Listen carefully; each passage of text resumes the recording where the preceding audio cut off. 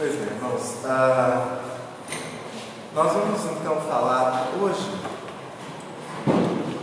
sobre a Igreja Presbiteriana do Brasil.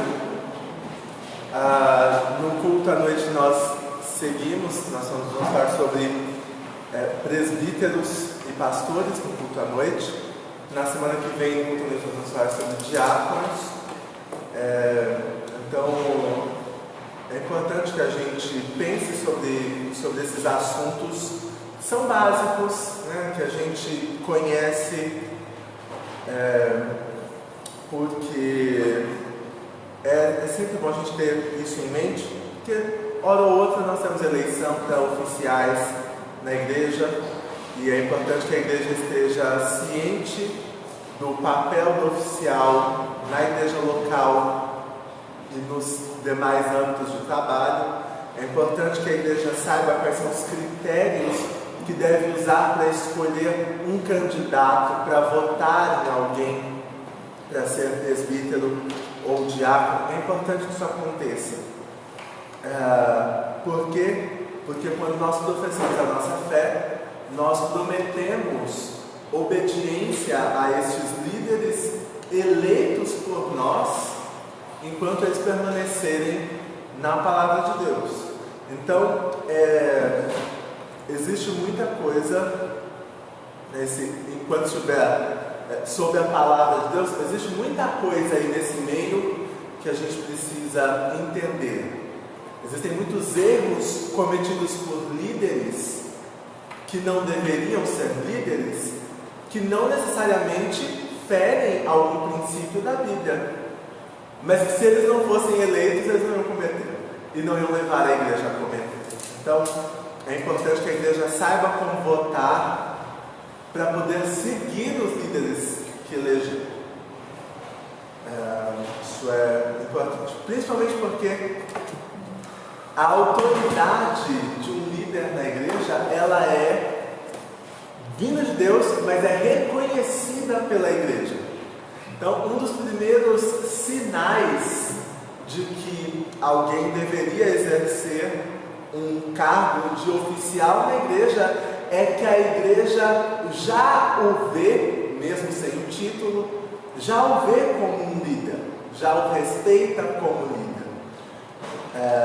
Então, esse é um dos sinais antes da eleição propriamente dita, de que alguém deveria exercer o cargo. Mas hoje eu quero falar sobre o sistema presbiteriano, como a gente conhece aqui no Brasil hoje. Eu estou falando isso porque a Igreja Presbiteriana do Brasil veio da Igreja Presbiteriana, de uma das igrejas presbiterianas dos Estados Unidos, e hoje o sistema de governo da igreja é um pouco diferente do que era quando Ashbel Green Simonton chegou ao Brasil em, alguém sabe a data? 12 de agosto de 1859. Então, quando ele chega no Brasil e estabelece a igreja presbiteriana, a organização da igreja era muito simples, principalmente porque ele recebeu, primeiramente, 3 membros na igreja. Então, uma igreja com 5 pessoas é fácil, né? A princípio é fácil de administrar, né? Um sistema de governo muito simples, mas a igreja foi crescendo. Hoje nós somos aproximadamente 1 milhão de presbiterianos no Brasil. Então, a organização precisa ser muito clara para que a gente consiga caminhar com ordem e decência como a Bíblia exige de nós. Então, a primeira coisa que eu queria que alguém me desse uma referência bíblica de presbíteros na Bíblia. Uma referência bíblica de presbítero. Onde é que tem presbítero na Bíblia? 1 Timóteo. Ok, vamos lá em 1 Timóteo. Eu queria coisas específicas. Aqui fala de um presbítero que era bom, que era ruim. O que a gente devia fazer com ele? Onde é que lá em 1 Timóteo a gente vê falando sobre os presbíteros. Eu sei, Tiago, capítulo 1 mesmo, né? Capítulo 1. 1 Timóteo 5:17. Por favor, se queira, leia. Acerca dos presbíteros, vários conselhos. Devem ser considerados merecedores de dobrados honorários dos presbíteros que presidem bem, com especialidade dos que afadigam na palavra e no ensino. Ok, então está dizendo que os presbíteros que presidem bem, e especialmente os que se afadigam na palavra e no ensino, são merecedores de dobrados honorários. Ok. O que são honorários? É honra, né? É honra. Então a gente tem que honrar duplamente, né, dobrado, os presbíteros que presidem bem e que se afadigam na palavra e no ensino. Mas esse é o único pagamento que esses presbíteros recebem?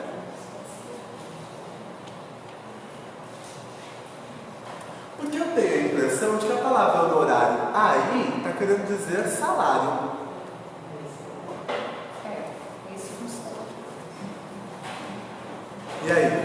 Aqui eu creio que sim, por causa do restante do versículo, nós vamos ver aí que. Fala de boi, do trabalhador. Sim, exato. Okay. Então, o trabalhador é digno de seu salário. Vai dizer isso no versículo 18. Então, o presbítero que preside bem e se afadiga na palavra do ensino é digno de um salário dobrado. É isso aí? Praticamente é. Começando pela forma, né? Tá começando Então, a grande questão é qual é o salário de um presbítero hoje, em média? De um presbítero? Quanto é que está? Depende de onde ele trabalha. Não, mas exercendo o trabalho de presbítero. Quanto é que você ganha hoje? Experiência, crescimento espiritual. Ok, não. Ok. Então, o honorário do presbítero não é financeiro. Não. Ok, então, nós temos duas hipotéticas situações aqui que não são muito legais. Eu acredito que ele seja pastor, porque é o que se dedica diretamente à palavra. Ok. Então, O presbítero abrimos aqui uma outra vertente, porque se vocês estão me dizendo que o presbítero não recebe um salário, eu tenho duas possibilidades muito ruins. A primeira é que nós estamos desobedecendo a palavra de Deus e deveríamos dar dobrados honorários aos presbíteros. A segunda hipótese é que talvez vocês não estejam presidindo bem e se afadigando. também tem essa. Nenhuma das duas é uma boa. Nenhuma das duas é boa. Ok? Então, se nós não temos bons presbíteros, não é uma coisa boa. E se nós estamos em desacordo com a palavra de Deus, é uma coisa pior ainda. Então, nenhuma das duas opções é boa. Então, vamos entender aqui. Okay? Vou dar um spoiler do que está para vir. Nós não estamos em pecado, okay, por não pagar o salário do presbítero. Está tudo bem, está tudo certo. Então, Dalton deu aí uma outra possibilidade. Então, o texto talvez esteja falando do pastor e não do presbítero.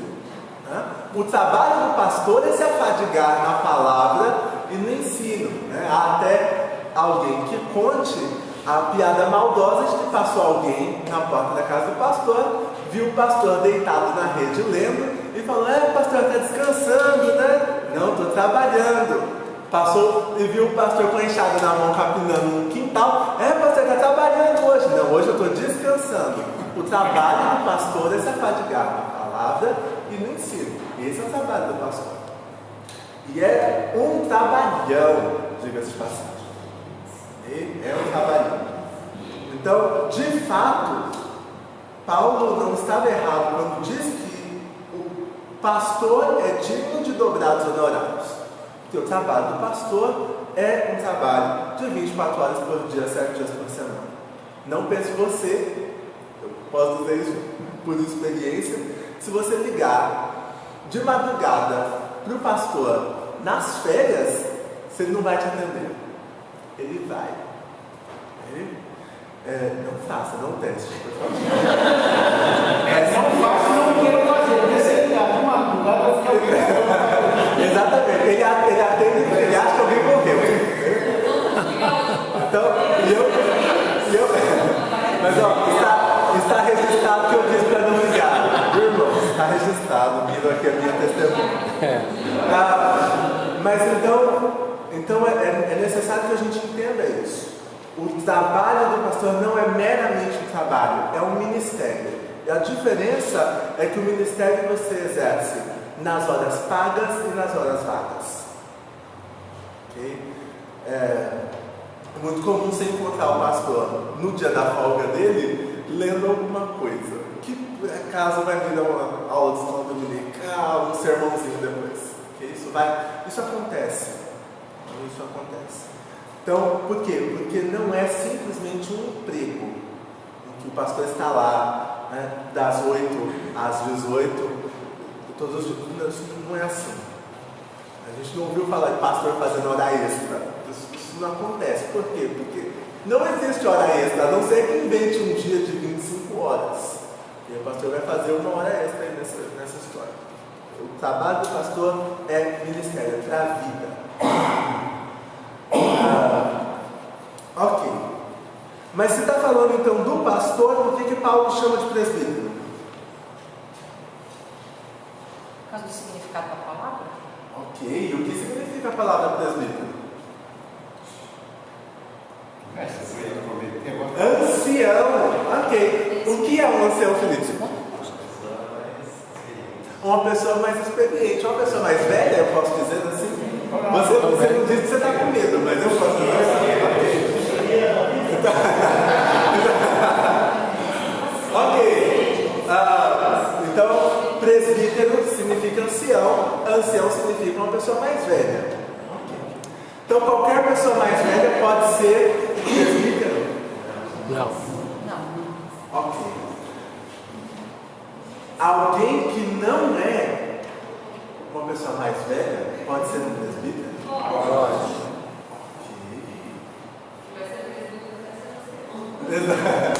Ok, mas por que gente mais jovem pode ser presbítero se a palavra significa ancião? Por causa do conhecimento, talvez, maturidade, e o conhecimento da palavra de Deus.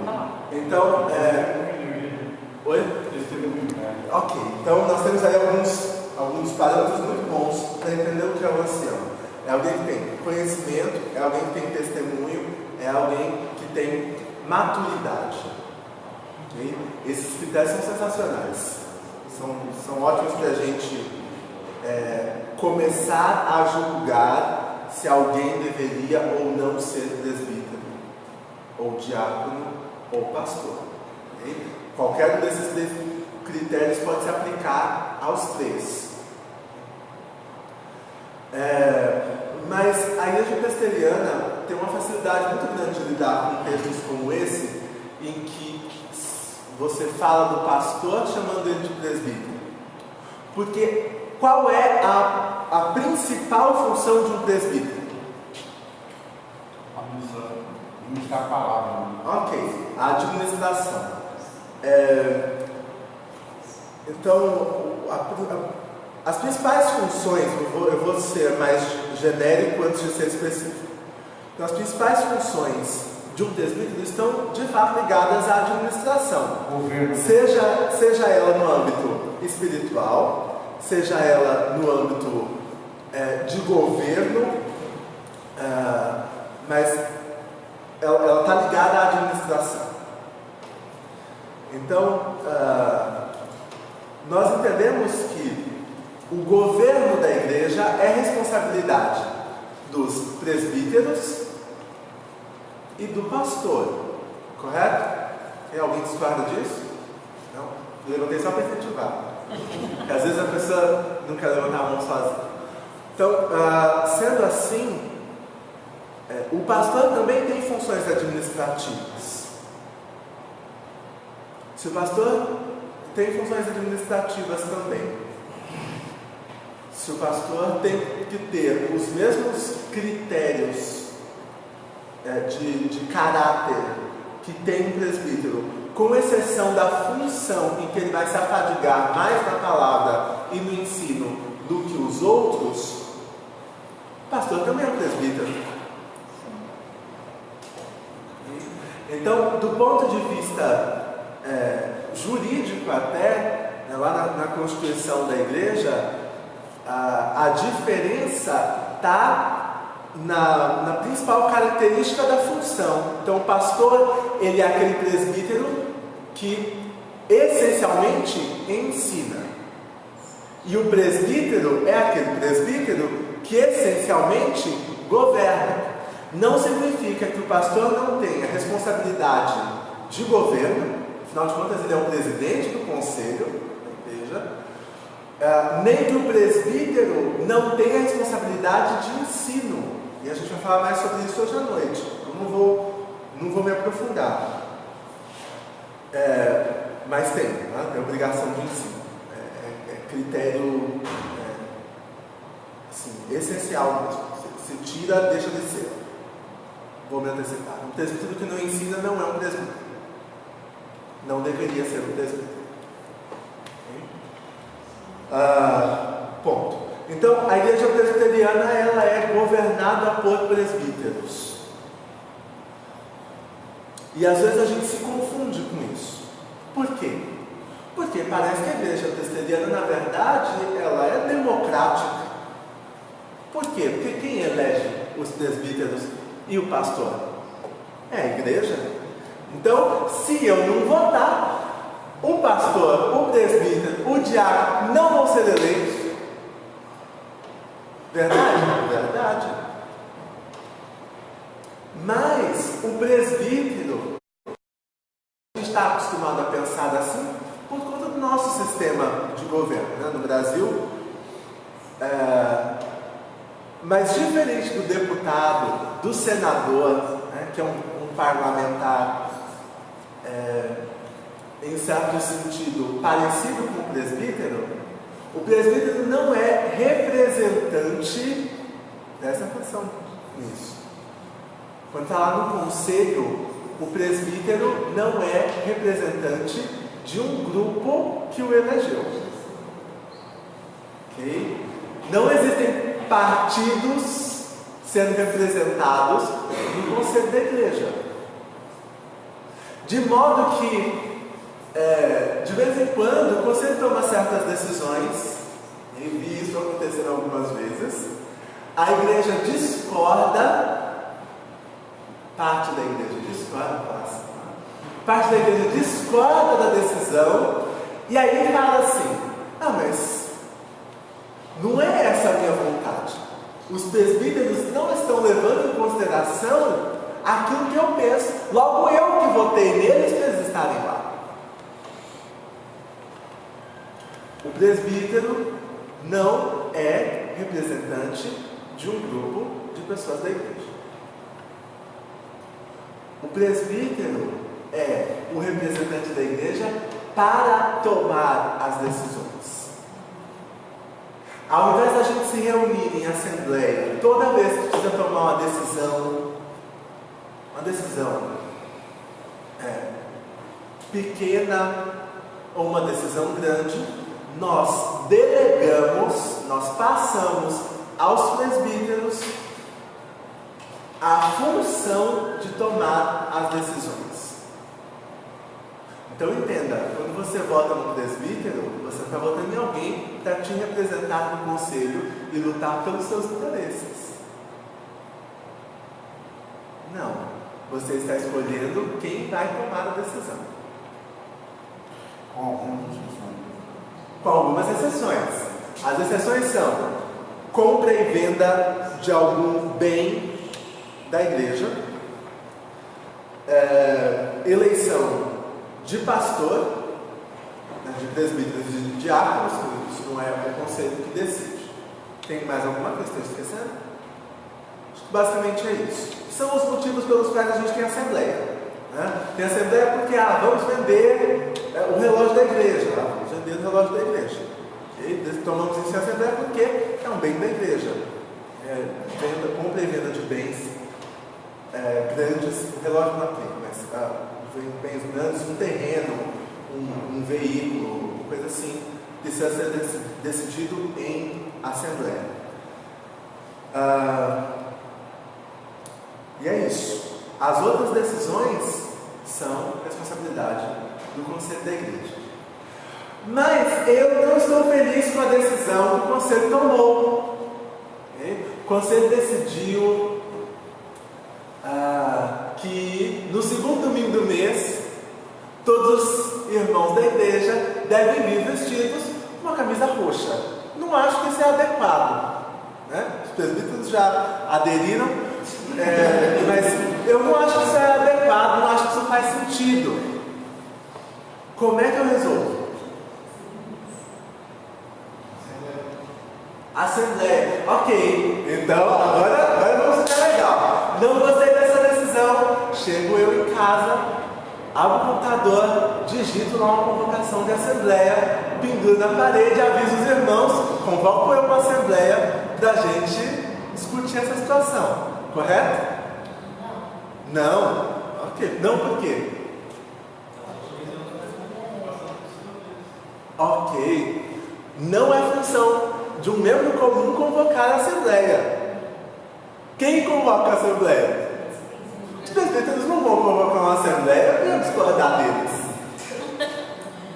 Como é que eu resolvo isso? Escrevendo uma carta para o conselho. Ok, escrevo uma carta para o conselho. Escrevo a carta para o conselho dizendo que não tem fundamento bíblico uma ordem dessa. Dizendo que não tem fundamento histórico uma ordem dessa. Não tem fundamento constitucional uma ordem dessa. Não é, presta atenção, não é dever do conselho legislar sobre questão de gosto. Okay? É isso que eu estou falando. Gosto pessoal não interfere na minha fé, okay? Não é matéria teológica, não é função do conselho dizendo que cor de roupa eu devo vestir. Às vezes o conselho chama atenção pelo tipo de roupa que as pessoas se vestem, às vezes sim, e isso é importante, porque aí ultrapassa a questão de gosto, a questão de ordem, a questão de decência, a questão de moral, isso é função do conselho. Mas a cor da roupa que eu visto é uma decisão minha, boa ou ruim, é uma decisão minha. Então escrevo eu uma carta para o conselho. Para acrescentar uma coisa que pode ajudar um pouco aí, que as decisões que o conselho pode tomar, né, eles têm que estar baseados em primeiramente bíblico, e segundo tem uma constituição da igreja. Sim. Tem a constituição da igreja. Nós não podemos tomar nenhuma decisão fora desses parâmetros. Né? Então, o conselho tem aí para se nortear, primeiro e indiscutivelmente, a palavra de Deus. Okay? Qualquer decisão do conselho que vá contra a palavra de Deus já está aí aberta até que, né, a gente descumpra. A constituição da igreja, a confissão de fé. Okay? Então o conselho tem parâmetros. Uma vez eu mandei uma carta para um conselho e recebi uma carta maior do que a que eu mandei. Por quê? Na carta eles estavam respondendo com razões bíblicas, constitucionais e confessionais, né? Usando os 3 parâmetros aí, estavam dizendo por que o meu pedido não fazia sentido e por que o que eles estabeleceram fazia sentido. Então mandei para o conselho uma carta com 3 páginas, recebi uma com 6. Isso acontece. Isso acontece. Mas mandei uma carta para o conselho pode acatar e dizer: é verdade, não faz o menor sentido essa decisão que a gente tomou, está revogada a decisão. Mas o conselho pode falar assim: vai ficar, é isso mesmo, o que eu faço? Recorre ao presbitério. Recorro ao presbitério. o que é um presbitério? É uma segunda instância. É uma segunda instância, legal, ok. Então nós estamos entendendo que a igreja ela é organizada de maneira parecida com o que a gente tem no governo do nosso país, mas de maneira diferente. Por quê? Quem compõe um presbitério? Como é que a gente fala assim, aqui a gente tem um presbitério? Como é que a gente faz isso? Oi? É um pastor, é o pastor da igreja, ou um ou dois que tenha na igreja, e mais um presbítero representante. Ok, então o presbitério é o concílio, o grupo de líderes das igrejas de uma determinada região. Então, nós, Igreja Presbiteriana do Jardim Apurá, nós estamos sob a jurisdição do Presbitério Sudeste Paulistano. Então, no Presbitério Sudeste Paulistano, nós temos a Igreja de Jardim Apurá, nós temos a Igreja de Interlagos, a Igreja de Cidade Lutra, a Igreja de Filadélfia, Higienópolis, Vila Mariana, Monte Sião e mais são 11 igrejas. Okay?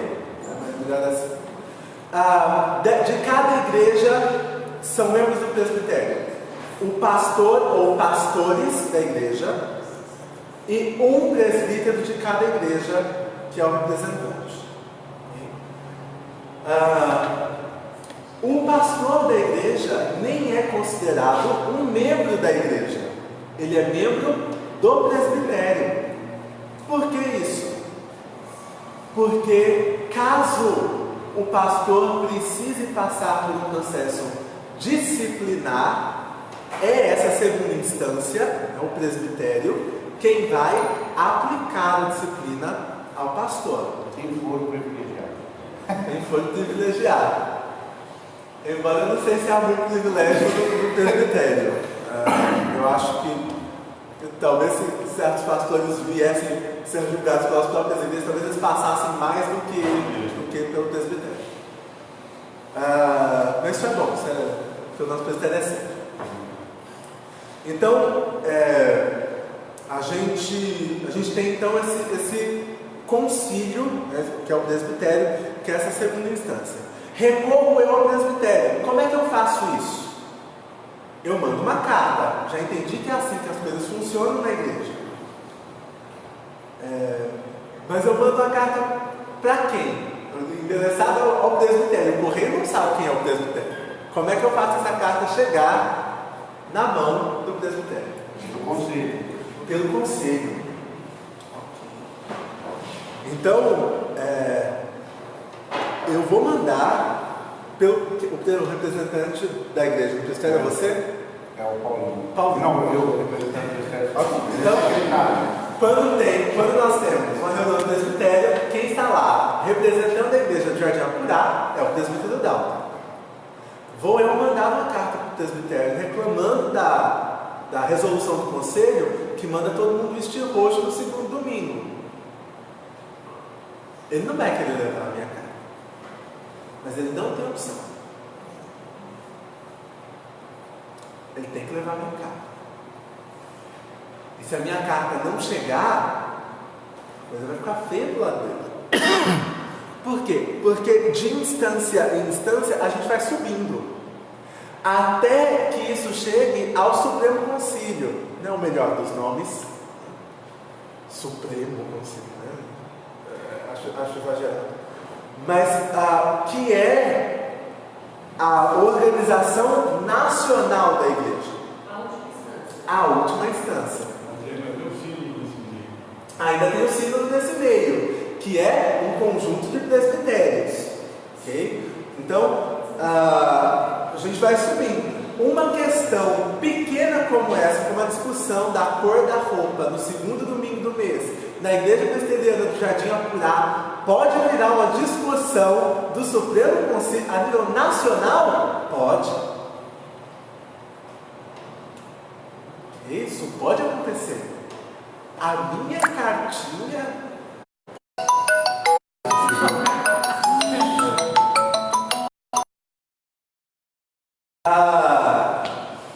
Então, uma questãozinha tão pequena pode virar uma discussão nacional? Pode.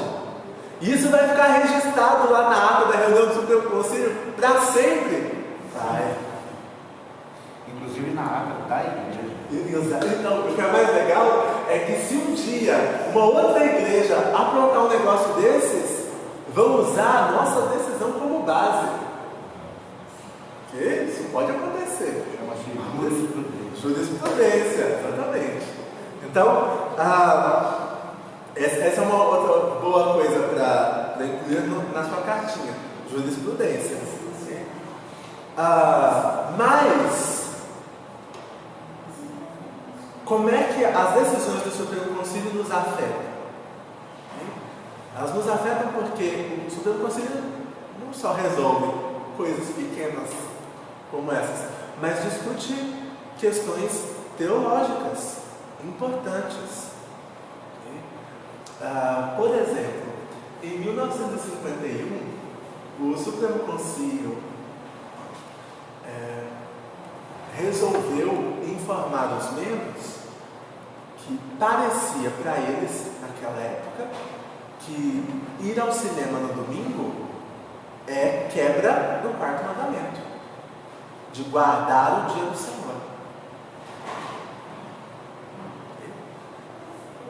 Possivelmente, o Supremo Conselho de 1951 não gostasse que as pessoas fossem ao cinema dia nenhum, mas no domingo, por ter essa relação religiosa, era tudo o Supremo Conselho decidia. Diante disso, se o conselho é informado que um membro da igreja foi no cinema no domingo, é cabível disciplina? Sim. Okay. Então, as decisões do Supremo Conselho afetam a nossa vida porque o Supremo Conselho discute matérias teológicas, matérias de governo da igreja. Isso é importante para nós. Tem uma resolução, se eu não estiver enganado, ela é 83, 84, não tenho certeza, mas que fala sobre a participação de presbiterianos como padrinhos de casamento em uma cerimônia católica, proibindo os crentes presbiterianos de serem padrinhos numa cerimônia católica. Por quê? Porque na igreja católica, casamento é sacramento. Não é uma cerimônia opcional. Um católico precisa casar na igreja para que o seu casamento seja religiosamente válido. É sacramento, contribui para a salvação do católico na concepção dele. Então não faz sentido alguém que não crê na salvação, como os católicos, participar de um ritual desse. Então, são decisões que levaram a uma discussão gigantesca, que produziram uma resolução comparativamente pequena, mas de impacto significativo. Todos nós temos amigos católicos. Hora ou outra você pode ser convidado para ser padrinho de um amigo católico. Como é que você vai agir nesse caso? Dizendo não sou isso. Para não doer muito. Então, e também crianças, né? Isso te convida para ser madrinha e padrinho. Sim, exato. Exato. Batismo de crianças, claro, isso tudo tem impacto significativo. Então, fala, Denise. Então, eu gostaria de saber, e aí teve essa decisão, né? E uma vez decidido, vale dar sempre ou o que é? Porque não dá para falar com esse negócio do cinema. Não é. As decisões do Supremo Conselho não são eternas em si, mas elas não têm uma validade faço para mudar? Eu escrevo uma carta. E eu explico biblicamente, confessionalmente, por que não haveria problema algum em ir ao cinema no domingo. Se eu não tiver uma explicação bíblica, confessional ou constitucional, provavelmente não vai passar. Isso aí morre no presbitério. Morre no presbitério. Morre no conselho. Né? Não precisa ir tão longe. Devia morrer na nossa cabeça. Nos levantarmos contra uma decisão da igreja sem base bíblica. Ok? Então, mas se na pior das hipóteses você der um branco em todo mundo lá no conselho, no presbitério e no sínodo, e isso chegar ao Supremo Concílio, provavelmente, se não tiver base sólida, bíblica, confessional, constitucional, não passa. E eles mantêm a decisão. Eu vou dar um exemplo de impacto assim, grande de decisões do Supremo Concílio na vida comum diária da igreja. O membro da igreja foi disciplinado. E aí ele se sentiu exposto, envergonhado e ele processou a igreja. E aí o advogado contratado pela igreja levou a constituição da igreja, levou a confissão de fé e disse que quando a gente se torna membro comungante da igreja, como o caso daquele membro, a gente promete cumprir.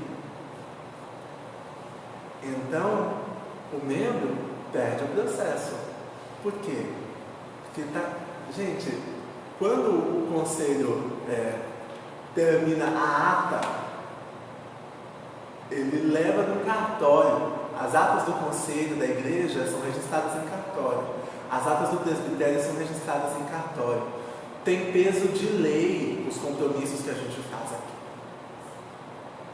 Não é fácil registrar. E não é fácil registrar. A formatação tem que ser de acordo com a lei, tanto quanto de uma empresa qualquer. Às vezes eu estou presente no negócio da mata. Exato. É mesmo. Às vezes até uma vírgula, né? Então, eu vou dar um exemplo ali de o símbolo da igreja. Ah, que pepino! Pode explicar. Sim. Então, aos que têm boa memória, lembra-se que tinha uma pomba voando ali no meio das árvores. Possivelmente uma gaivota, né? Porque a pomba não voa assim com a cabeça para baixo. E aí, no Supremo Concílio de 2014, surgiu a proposta de tirar. Por quê? Porque existe uma resolução na confissão de fé que nos diz para não representar nenhuma das pessoas da Trindade. Okay? Como se fosse uma quebra do segundo mandamento: não farás para ti imagem de qualquer coisa, do que está no céu, do que está na terra e tudo mais. Há quem fala assim: não, mas essa é uma discussão muito pequena, isso não faz sentido, a pomba está aí, faz mó tempão, não tem como mexer na pomba.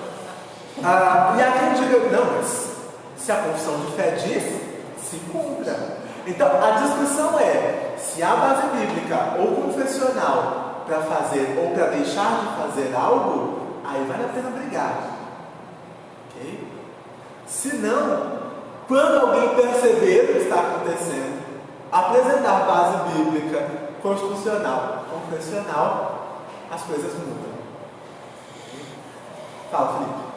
E se no caso nosso, como ficou definido essa situação do símbolo da igreja? Ficou definido que o símbolo oficial a partir do Supremo Concílio de 2014 seria sem a ave.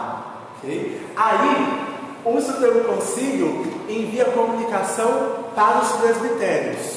Manda carta para os secretários de cada um dos presbitérios notificando da decisão. Os presbitérios notificam, obviamente, cada uma das igrejas. É para isso que a gente tem um representante lá. Nesse caso, foi além.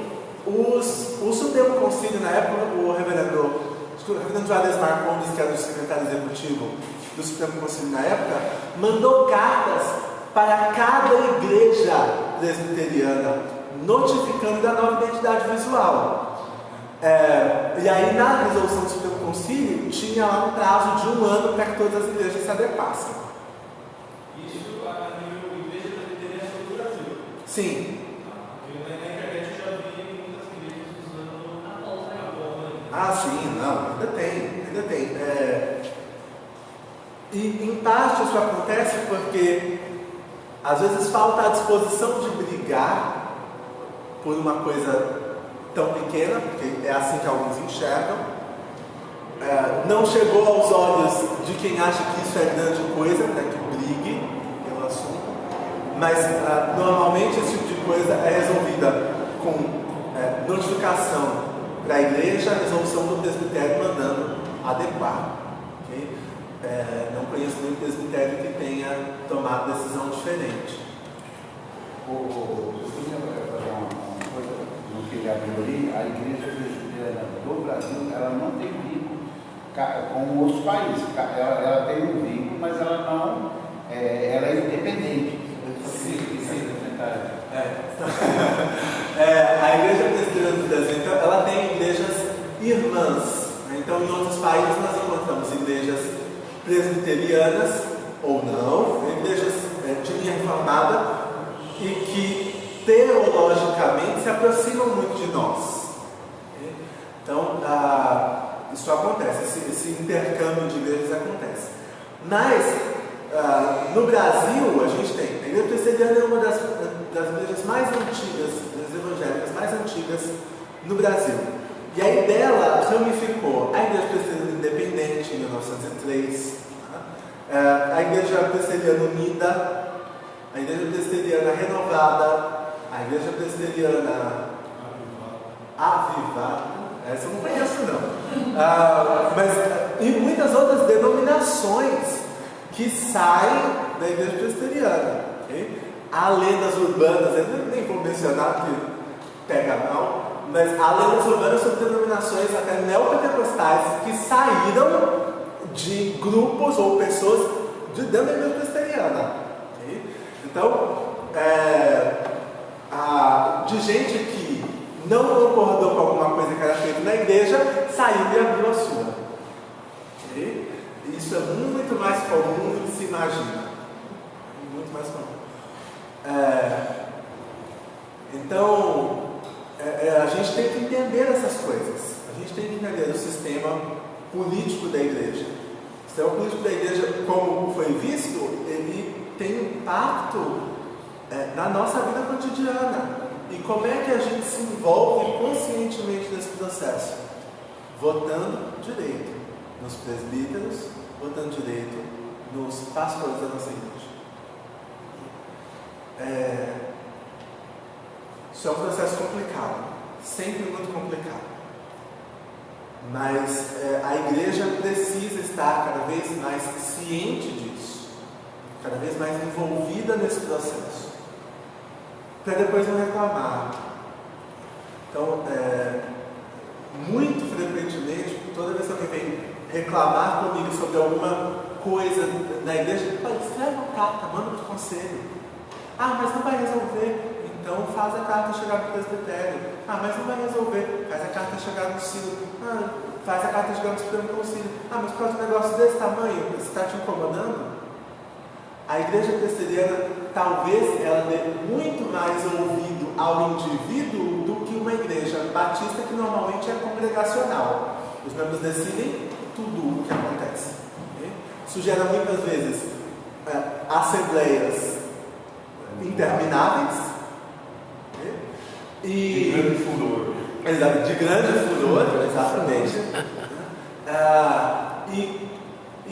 E pouco ouve o indivíduo.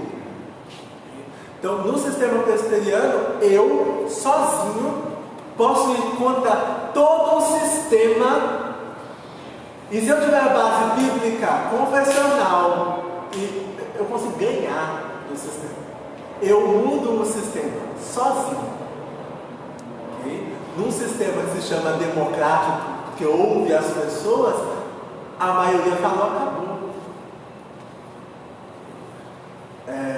Então, Então é isso, o sistema presbiteriano ele é um sistema relativamente complexo, mas ele começa a ser explicado muito cedo. Perceba que a UCP tem a diretoria, tem o presidente, né? Tem o vice-presidente, primeiro e segundo secretário, tesoureiro. A UPA também, a UMP também, a SAF, a UPH, todas elas reproduzem esse mesmo sistema de conselho local. E aí tem a federação, que é o equivalente ao presbitério. Tem a sinodal, que é o equivalente ao sínodo. Tem a nacional, equivalente ao Supremo Concílio. Então, quando a gente se envolve nas sociedades internas da igreja, a gente entende como o sistema da igreja inteira funciona. Há muita gente, eu fiquei até surpreso com a quantidade de pessoas que tomam esse tipo de posição. Há muita gente na igreja presbiteriana que é contrária às sociedades internas. Mas eu acho as sociedades internas muito importantes porque ilustram o sistema da igreja. É lá na UCP que a gente começa a formar presbítero. É lá na UPA, quando a gente treina um secretário da UPA, que a gente prepara o secretário diácono do conselho. Então, as sociedades internas, elas têm um papel pedagógico ilustrativo importantíssimo para que a gente entenda o sistema da igreja. E é dever da igreja reconhecer a liderança desses potenciais oficiais que vão compor conselho, presbitério, sínodo e Supremo Concílio. A igreja tem notado, algumas alas da igreja têm notado a necessidade da gente ter uma reforma na Constituição da igreja. Tem muita coisa que precisa ser revista. Mas os conservadores têm muito medo de abrir a Constituição para uma discussão geral. Porque sabe-se lá o que vão fazer com a Constituição da igreja se as alas mais liberais, mais pentecostais, tiverem acesso irrestrito à possibilidade de mudança. Então, tem medo. O que a gente deve fazer nesse caso? A gente deve zelar pelos presbíteros. Porque, isso até é uma diferença interessantíssima. Elegemos um diácono e elegemos um presbítero. O diácono, ele é diácono desta igreja. Okay? Então, Pedro saiu daqui, foi para uma outra igreja, ele não é presbítero, ele não é diácono da igreja presbiteriana do Brasil, ele é diácono da igreja presbiteriana do Jardim Apurá. O presbítero não. O presbítero, ele é presbítero em qualquer lugar. Okay? Por que isso é importante? Porque quando a gente elege um presbítero aqui, a gente pode estar mandando ele para o Supremo Concílio para discutir o que é pecado ou não no domingo, para discutir se a gente deve participar ou não dos casamentos dos nossos amigos de outras denominações, para discutir como é que a igreja vai ser governada. Vocês entendem que o Supremo Concílio decide coisas que a gente vai seguir depois, okay? Tomam decisões que podem voltar contra eles, talvez. Então, vou dar um exemplo. O artigo 37 da Constituição fala que para o pastor se ausentar do campo da igreja onde ele trabalha por prazo inferior a 10 dias, ele só precisa comunicar o vice-presidente do conselho. Aí, como é que os pastores sem vergonha lidam com essa situação? Ligam para o vice-presidente do conselho e falam: meu irmão, preciso sair. Sai. 9 dias depois ele liga: meu irmão, continuarei fora. Que artigo da Constituição ele está quebrando? Nenhum. Porque fala que se ele for passar um período inferior a 10 dias, ele só precisa comunicar o vice-presidente do conselho. Obviamente, ele está deixando de cumprir o seu papel. A gente pega aí na descrição do que deve fazer o pastor. Mas esse artigo precisa ser revisto. Tá bom, Felipe? No caso, assim, os presbíteros, a última instância seria, por exemplo, o presbítero. E no caso de diácono, seria a última instância seria no caso do presbítero da igreja. Eu não entendi a pergunta. Em relação, por exemplo, a caso sempre deu exemplo do presbítero, mas no caso de diácono, que estiver não cumprindo com as coisas e tal.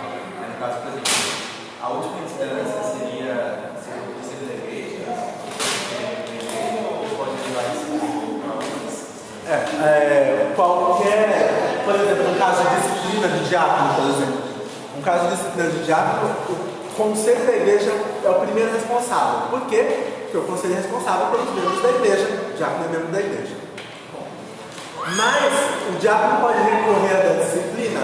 Pode. Mas ele precisa ter base bíblica, constitucional, confessional. Senão, morre lá no presbitério.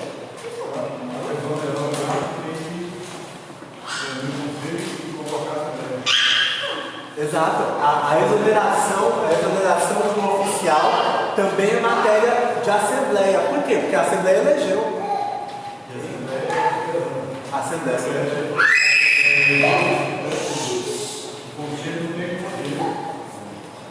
Exato. Até o presbítero, o diácono, ele tem que lembrar da Assembleia. Para ele deixar de ser presbítero, ele tem que ir numa Assembleia ser votado. E do ponto de vista da lei, se a igreja não autoriza a exoneração do presbítero, ele não está exonerado. Ele mantém as funções. Okay? Então, o sistema da igreja é algo complexo, mas está ilustrado. Está ilustrado lá nas sociedades internas. Então, continuamos nós a nos envolver com sociedades internas para entender como a igreja funciona, para trabalhar ativamente na igreja entendendo essas coisas. Às vezes é necessário que um membro se levante contra uma decisão que o conselho tomou e que não necessariamente denuncia um problema de caráter do conselho. Paulo fala para Tito, para que se necessário corrigir os anciãos da igreja, que ele o faça, mas o faça com amor como quem exalta um pai. Então o conselho não vai acertar todas. Eu não vou concordar com tudo que o conselho decide, mas se é bíblico, eu abaixo a minha cabeça e cumpro. É isso. Alguma pergunta sobre isso hoje? A última pergunta. Manda. Então, no caso, como eu disse, hoje eu fui convidada para ser madrinha de casamento na Igreja Católica. Recomendação do Supremo Concílio é que você não aceite. Que você não aceite porque você não concorda com tudo que está acontecendo naquela cerimônia. Você não concorda que o casamento é um caminho para o céu, por exemplo. Então, e se você concorda, a igreja católica é... Muito pelo contrário. Então, a questão é, o que o Supremo Concílio resolveu é que membros da igreja presbiteriana não devem ser padrinhos, madrinhas de casamentos católicos por conta dessas implicações religiosas. Na verdade, o Supremo Concílio nem gosta muito dessa terminologia de madrinha, padrinho de casamento. Porque essas palavras em si já contêm uma carga religiosa muito forte ligada ao catolicismo. Então, é a testemunha.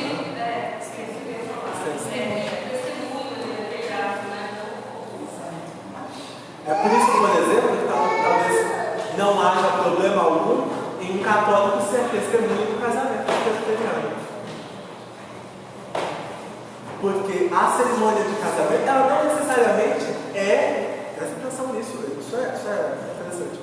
não é necessariamente religiosa. Eu já fui convidado para realizar cerimônias de casamento de pessoas que nenhum dos dois era cristão, nenhum deles tinha envolvimento nenhum com a igreja. E aí a minha pergunta é: você quer uma cerimônia religiosa? Eu posso fazer uma cerimônia de casamento sem falar de Deus. E vou lá, cito Renato Russo, citando Paulo, né, 1 Coríntios 7, e vou embora. Não preciso falar de Deus no casamento. É o cerimonialista. Exato. Então, exatamente por isso não teria problema. Por quê? Porque nós não entendemos a cerimônia religiosa do casamento como um passo obrigatório para o céu, como os católicos entendem. É por isso, por exemplo, que o padre e a freira não se casam, mas eles usam uma aliança, porque são casados com a igreja. Por quê? Porque o casamento é importante, todo mundo tem que casar, de alguma forma. Então, na concepção católica, o casamento é um passo essencial para o céu. Tão essencial quanto a primeira comunhão, tão essencial quanto o crisma, tão essencial quanto todos os outros 7, né, na concepção católica. Fala, a gente até porque apadrinhar é uma responsabilidade muito grande, que a gente está fazendo um compromisso que a gente não vai conseguir cumprir. Porque quando fala padrinho, por exemplo, de uma criança, se os pais faltam, ou se eles não têm condições de pôr a criança na escola, pagar a escola, fazer as coisas da escola, você tem que fazer. Essa é a obrigação do padrinho, porque ele está apadrinhando aquela criança. Então amanhã os pais faltam, você tem que ir lá catar a criança e sustentá-la. Né? Mas o que é muito interessante é que a concepção do padrinho, ela tem muita origem religiosa, assim, é absurdo. Tanto que em inglês, padrinho e madrinha é godfather e godmother. É a mãe, segundo Deus, a mãe pelo vínculo religioso, é o pai pelo vínculo religioso. É o responsável por zelar pela educação religiosa da criança. Você está fazendo um ritual que você não vai conseguir cumprir. É claro. Então, mas pela justiça não pode, né? Porque pela justiça, se o pai ou a mãe falta, quem vai assumir a família, a criança é um tutor, né? Eles vão ver se vai ser avó. Eles não vão chamar o padrinho. não necessariamente padrinho, exatamente. Então, exatamente, a justiça não reconhece esse vínculo, até porque a justiça não leva em consideração, né, a relação religiosa da história. Aí demonstra a carga, isso demonstra a carga religiosa. Exato. Então nós vamos continuar discutindo sobre isso, vamos falar sobre presbíteros e pastor no culto de hoje à noite. Esse ano tem eleição para oficiais da igreja? No mesmo mandato de ninguém? Ótimo, então. É bom que isso aconteça porque queria dizer isso agora. E não vou. Então é bom que